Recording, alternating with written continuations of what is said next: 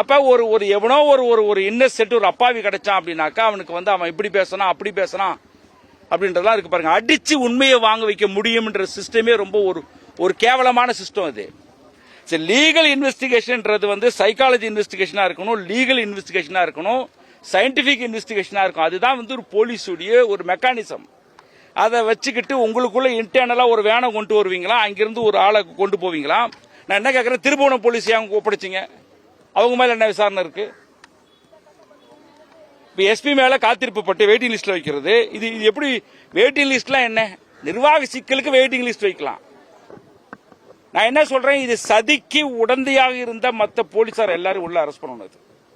சதிக்கு உடந்தையாக இருந்த மற்ற சக்திகள் யாருன்றதையும் பார்க்கணும். நான் போலீஸை மட்டும் சொல்லல.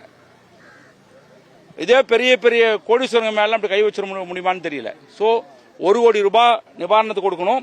National human rights commission suo motu எடுத்து இந்த கேஸ் வந்து விசாரணை பண்ணணும். டெல்லியில் இருக்கக்கூடிய நேஷனல் ஹியூமன் ரைட்ஸ் கமிஷன் தானாக முன் வந்து இந்த பகுதிக்கு விசாரணை மேற்கொண்டு, என்னை பொறுத்தவரை தமிழக இந்த மாவட்டத்தினுடைய எஸ்பி மேலையும் அந்த கேஸ் ஃபைல் பண்ணணும்ன்ற வெயிட்டிங் லிஸ்ட் பத்தாது நான் சொல்ல வரேன்.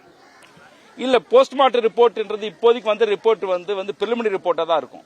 அது முழுமையான ரிப்போர்ட்ன்றது வந்து அவங்க அதுக்கு இன்னும் ஒரு மாசம் 1.5 மாசம் ஆகும்.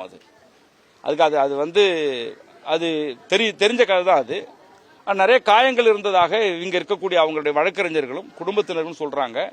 என்னுடைய கேள்வி என்னன்னாக்க, போலீஸ் இதெல்லாம் மெடிக்கல் டிபார்ட்மெண்ட் இதெல்லாம் ரெக்கார்ட் பண்ணாங்களான்றது தெரியல. அது கனெக்ட் பண்ணி பார்க்கணும். இது உண்மையாலுமே சாத்தான்குளத்தில் நடந்த படுகொலை மாதிரியான ஒரு படுகொலை இது.